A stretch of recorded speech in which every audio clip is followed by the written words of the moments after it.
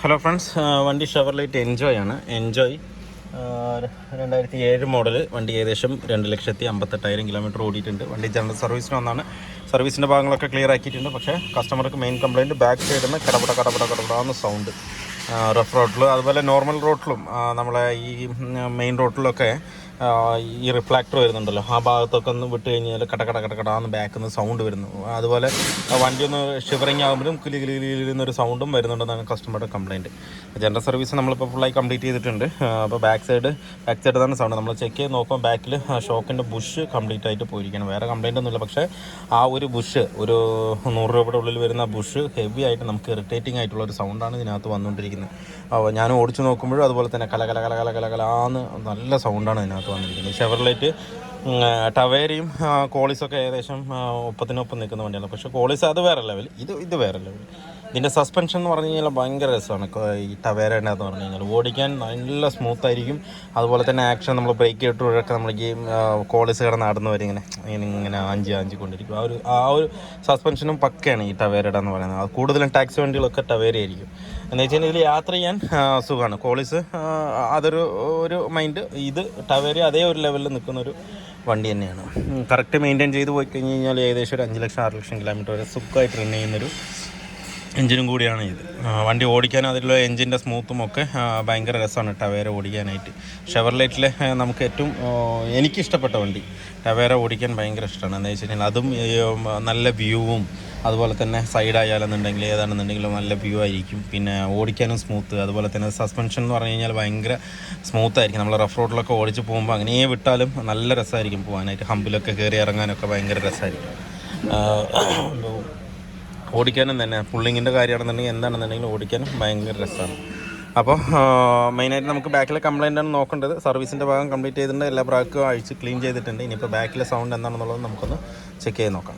നമ്മൾ ചെക്ക് ചെയ്തതിൽ ബാക്കിലെ റിയറിലെ ഒരു ബുഷാണ്, ഈ സൈഡിൽ റൈറ്റ് സൈഡ് വരുന്ന ബുഷാണ് പോയിരിക്കുന്നത്. അതാണ് ഈ കിട് എന്ന് പറഞ്ഞ് ആടിക്കൊണ്ടിരിക്കേണ്ട ബുഷിൻ്റെ അവസ്ഥ ഉണ്ടല്ലേ, ഇത്രത്തോളം പോയിട്ടുണ്ട്. ഒന്നുമില്ല അതിനകത്ത്, മൊത്തം തേഞ്ഞ് ഒടിഞ്ഞ് പോയിരിക്കുകയാണ്. അപ്പോൾ അപ്പുറ സൈഡും കൂടെ നമുക്കൊന്ന് അഴിച്ച് നോക്കിയിട്ട് മാറ്റണമെന്നുണ്ടെങ്കിൽ നമുക്കതും കൂടെ മാറ്റാം. ഹെവി ആയിട്ട് പോയിട്ടുണ്ട്. ഈ സൗണ്ടാണ് ഹെവി ആയിട്ട്. നമ്മൾ കൈ കൊണ്ട് തന്നെ വെറുതെ ആട്ടുമ്പോൾ തന്നെ, ഷോക്ക് ആട്ടുമ്പോൾ തന്നെ കടന്ന് പറഞ്ഞ് അടിച്ചുകൊണ്ടിരിക്കണം. അപ്പോൾ ഈ ചെറിയൊരു ബുഷാണ് അത്രയും നമുക്കൊരു ഇറിറ്റേറ്റിംഗ് സൗണ്ട് തന്നുകൊണ്ടിരിക്കുന്നത്. വണ്ടി ഓടിക്കാൻ തന്നെയുള്ളൊരു സുഖം നമുക്ക് പോവുകയാണ്. അപ്പോൾ ഈ ബുഷ് എന്ന് പറഞ്ഞിട്ട് നമ്മുടെ കോളിസിൻ്റെ ഒക്കെ ബുഷ് എല്ലാം സെയിമാണ്. റിയറിലെ കോളിസിൻ്റെ ബുഷ് ഇതിനെല്ലാത്തിനും കറക്റ്റാണ്, സെയിമാണ്. സൈസും കാര്യങ്ങളെല്ലാം സെയിമാണ്. നമുക്കങ്ങനെ അതിനകത്ത് കയറ്റാം. അതിപ്പോൾ നമ്മളിതിൽ പ്രസ് ചെയ്തിട്ടിട്ടുണ്ട്. അല്ല, ഇത്തിരി കുറച്ച് ഗ്രീസ് ചെയ്തുകൊണ്ട് നമ്മൾ കൈ കൊണ്ട് തന്നെ പ്രസ് ചെയ്ത് കഴിഞ്ഞാൽ ഉള്ളിലേക്ക് പോകും. ഇനിയിപ്പോൾ നമുക്ക് അതിനകത്ത് കയറ്റാം. ഒരേ ഒരു 14 നെറ്റ് മാത്രമേ അതിനകത്ത് വരുന്നുള്ളൂ കയറ്റാനായിട്ട്. അത് അഴിച്ച് കഴിഞ്ഞാൽ ചുമ്മാ ഒന്ന് പ്രസ് ചെയ്ത് വിട്ട് കഴിഞ്ഞാൽ കയറ്റാം.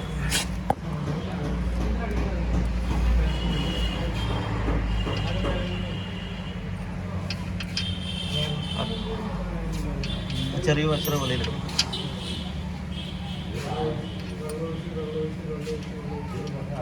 ആ വാഷർ കറക്റ്റായിട്ട് ഇട്ടില്ലെങ്കിൽ ബുഷ് പുറത്തേക്ക് തള്ളി വരും.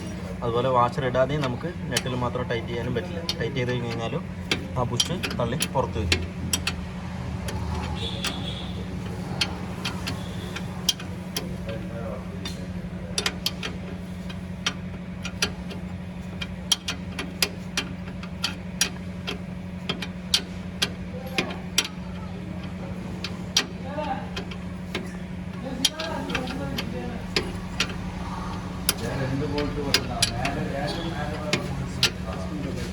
ടേബിൾ മോഡൽ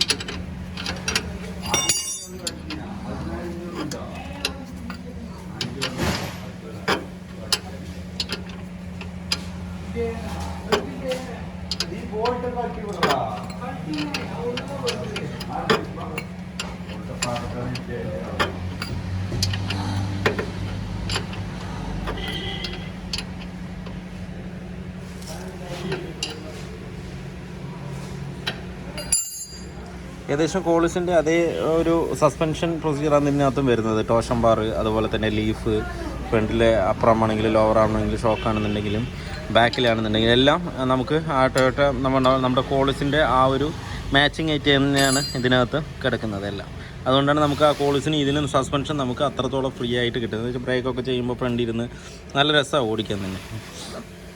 രണ്ടും ഏകദേശം സെയിം ഇത് തന്നെയാണ് വരുന്നത്. അപ്പുറം തന്നെയുണ്ട്.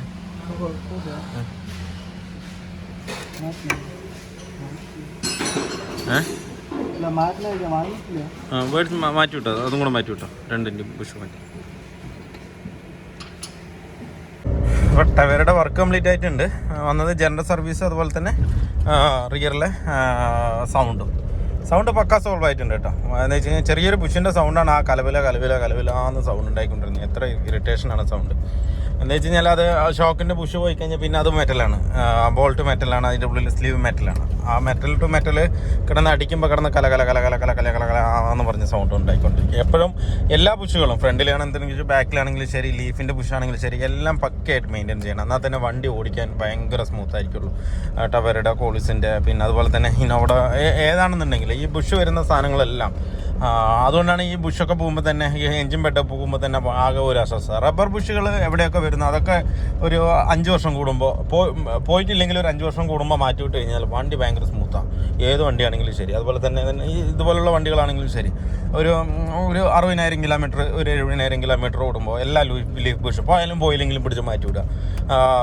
അതുപോലെ ഷോക്കിൻ്റെ ബുഷുകളൊക്കെ മാറ്റി വിട്ട് കഴിഞ്ഞ് കഴിഞ്ഞാൽ ഭയങ്കര സ്മൂത്തായിരിക്കും വണ്ടിക്ക് ചെറിയൊരു ഇളക്കോ കാര്യങ്ങളൊക്കെ വന്നാലും കറക്റ്റ് ഒരു കുഷനിങ് എഫക്റ്റ് അതിനകത്ത് നമുക്ക് നല്ലവണ്ണം ഫീൽ ചെയ്യും. ഇല്ലാത്ത പക്ഷം ആ ചെറിയൊരു ക്യാപ്പ് വന്നാലും കിടു എന്ന് പറഞ്ഞ സൗണ്ട് അടിച്ചുകൊണ്ടേയിരിക്കും. കട്ട് ബുഷൊക്കെ പോയി കഴിഞ്ഞാണ്ടല്ലോ നമുക്ക് ഭയങ്കര ഇറിറ്റേഷൻ ആവും. പുട്ട് എന്ന് പറഞ്ഞ് അടിച്ചുകൊണ്ടിരിക്കും. നോർമൽ റോഡിൽ ഇങ്ങനെ പോയി കഴിഞ്ഞാൽ തന്നെ കടകടാന്ന് പറഞ്ഞ് അടിച്ചുകൊണ്ടിരിക്കുന്നത്. ഹൈവേയിലാണെങ്കിൽ ശരി, ഏത് റോഡിൽ പോയാലും ആ കട്ട് ബുഷൊക്കെ പോയി കഴിഞ്ഞാൽ ഹെവി സൗണ്ടാണ്, തിക്ക് എന്ന് പറഞ്ഞ് അടിച്ചുകൊണ്ടേയിരിക്കും.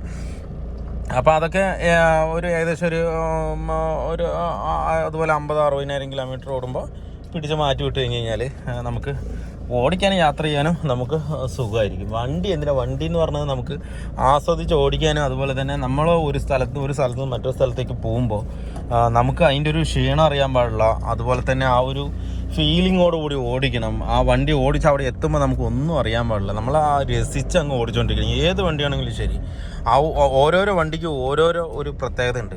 ഇതുപോലെ ടവേരയ്ക്ക് ഒരു പ്രത്യേകതയുണ്ട്. വണ്ടി ഓടിക്കാൻ സുഖമാണ്, ഭയങ്കര അതുകൊണ്ടോ ഈ കുഴികളിലും കുണ്ടുകളിലും ചാടുമ്പോൾ ഒന്നും നമുക്ക് അറിയില്ല ബോഡിയിലേക്ക്, അത്രയും കുഷനിങ് എഫക്റ്റാണ്. അതുപോലെ ഓരോരോ വണ്ടിക്ക് സ്വിഫ്റ്റൊക്കെ ഓടിക്കുകയാണെന്നുണ്ടെങ്കിൽ ജെറ്റ് പറക്കണം മാതിരി പറക്കും, ഡീസലൊക്കെ ഓടിക്കുകയാണെന്നുണ്ടെങ്കിൽ അതുമാതിരി ഓരോരോ വണ്ടിക്ക് ഓരോരോ പ്രത്യേകതയുണ്ട്. അതൊക്കെ ആസ്വദിച്ച് ഓടിക്കണമെന്നുണ്ടെങ്കിൽ അതിൻ്റെ സർവീസ് പാർട്സുകൾ, അതുപോലെ സർവീസും കാര്യങ്ങളെല്ലാം പക്കയാൽ മാത്രമേ നമുക്ക് ആ ഒരു ഫീലിങ്സ് നമുക്ക് അതിനകത്ത് നമുക്ക് എടുക്കാൻ പറ്റുള്ളൂ.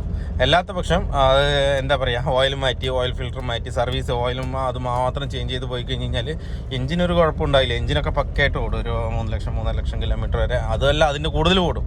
പക്ഷേങ്കിൽ നമുക്ക് ഫീൽ ചെയ്ത് ഓടിക്കാൻ പറ്റില്ല. ഓരോ പാർട്സും നമ്മൾ അതിൻ്റേതായ ഒരു കെയറിങ് കൊടുത്തിട്ട് വേണം ചെയ്യാനായിട്ട്. നമ്മളൊക്കെ സർവീസിന് വന്നു കഴിഞ്ഞ് കഴിഞ്ഞാൽ ഉണ്ടല്ലോ, A to Z ചെക്ക് ചെയ്തിട്ട് ഒരു കൊട്ടേഷൻ അങ്ങ് കൊടുക്കും. ആ കൊടുക്കുമ്പോൾ ചിലപ്പോൾ കസ്റ്റമർ തന്നെ പേടിക്കും, എന്താ ഇത് ഇത്രയും രൂപയാവുന്നുണ്ടല്ലോ എന്നുള്ള രീതിക്ക് പറയും. കാരണം എന്താ വെച്ചാൽ ആ വണ്ടി അങ്ങനെ വെച്ചാലേ അതിൻ്റെ ഒരു സുഖം ഉണ്ടാവുള്ളൂ. ഇല്ലാതിരുന്ന് കഴിഞ്ഞാൽ ഒരു സുഖമില്ല. വണ്ടി എത്തേണ്ടടുത്ത് എത്തുന്നുള്ളൂ, പക്ഷേങ്കിൽ നമുക്ക് ആ ഒരു ഫീൽ ചെയ്ത് ഓടിക്കാൻ പറ്റില്ല. എന്ന് മാത്രമല്ല, നമുക്കൊരു ക്ഷീണം ഉണ്ടാവും. അപ്പോൾ നമ്മൾ പരമാവധി വണ്ടി ഒഴിവാക്കിയിട്ട് ചിലപ്പോൾ ബൈക്കൊക്കെ എടുത്തിട്ട് പോകും, ചെറിയ ഓട്ടങ്ങൾക്കൊക്കെ. ഇതൊക്കെ ഭയങ്കര സുഖമായിട്ട് ഓടിക്കണമെന്നുണ്ടെങ്കിൽ ഫുൾ ടൈം നമ്മൾ എന്ത് ചെയ്യും, നമ്മൾ ആ വണ്ടിയിലേ പോവുള്ളൂ. മനസ്സിലായില്ലേ? ആ ഒരു ഫീലിങ്സോട് കൂടിയിട്ടേ പോവുള്ളൂ. അതാ പറയുന്നത്. അപ്പോൾ ഞാൻ എപ്പോഴും ഒരു ഓയിൽ സർവീസിനോ കാര്യത്തിനോ എന്തിനാണ് വന്നാണെന്നുണ്ടെങ്കിൽ വണ്ടി A to Z ചെക്ക് ചെയ്യും. അതുപോലെ ഓരോ മെയിൻ്റനൻസ് സർവീസ് ഉണ്ടല്ലോ, ഒരു 10,000 കിലോമീറ്റർ അല്ലെങ്കിൽ 5,000 കിലോമീറ്റർ സർവീസിൽ കറക്റ്റ് ബ്രേക്ക് കാര്യങ്ങളൊന്നും ചെക്ക് ചെയ്തില്ല എന്നുണ്ടെങ്കിൽ പണി 8ൻ്റെ പണി കിട്ടും. അത് ഉറപ്പാണ്. എന്താണെന്ന് വെച്ച് കഴിഞ്ഞാൽ ഓയിൽ മാത്രം മാറി, ചില കസ്റ്റമർ പറയും ഓയിൽ മാത്രം മാറിയാൽ മതി, കിലോമീറ്റർ 10,000 ഓടിയിട്ടുള്ളൂ, കഴിഞ്ഞതിൻ്റെ മുന്നത്തെ സർവീസിൽ ബ്രേക്ക് പാഡ് മാറിയതാണ് പറയും. അപ്പോൾ ചില മേ ബി എന്തെങ്കിലും കാരണവശാൽ കാലിപ്പറിൻ്റെ പിന്ന് സ്റ്റക്ക് ആവുകയോ അങ്ങനെ എന്തെങ്കിലും ഒരു പ്രശ്നം വരിക, എന്തെങ്കിലും ആയിട്ടുണ്ടെന്നുണ്ടെങ്കിൽ ഒരു സൈഡ് പാഡ് മാത്രം തേഞ്ഞു പോകും. അന്ന് നമുക്കൊന്നും പറയാൻ പറ്റില്ല, അറിയാനും പറ്റില്ല. ചില സമയം നമ്മളൊരു കാലിപ്പർ പിന്നൊക്കെ സുഖമായിട്ടൊന്ന് ലൂബ് ചെയ്ത് വിട്ടിട്ടുണ്ടെന്നുണ്ടെങ്കിലും വെള്ളമോ കാര്യങ്ങളൊക്കെ കയറിയിട്ടുണ്ടെന്നുണ്ടെങ്കിൽ, അത് സ്ട്രക്ക് ആയിട്ടുണ്ടെന്നുണ്ടെങ്കിൽ ഒരു സൈഡ് തേഞ്ഞു പോകും. അങ്ങനെയുള്ള പ്രശ്നങ്ങളൊക്കെ ഉണ്ട്. അപ്പോൾ നമ്മൾ കറക്റ്റ് മെയിൻ്റനൻസ് എല്ലാ സർവീസിലും 10,000 കിലോമീറ്റർ അല്ലാന്നുണ്ടെങ്കിൽ 5,000 കിലോമീറ്റർ ജനറൽ ചെക്കപ്പിൽ നമ്മൾ അഴിച്ച് കാലിപ്പർ പിന്നൊക്കെ ഒന്ന് ലൂബ് ചെയ്ത് സെറ്റാക്കി കഴിഞ്ഞ് കഴിഞ്ഞാൽ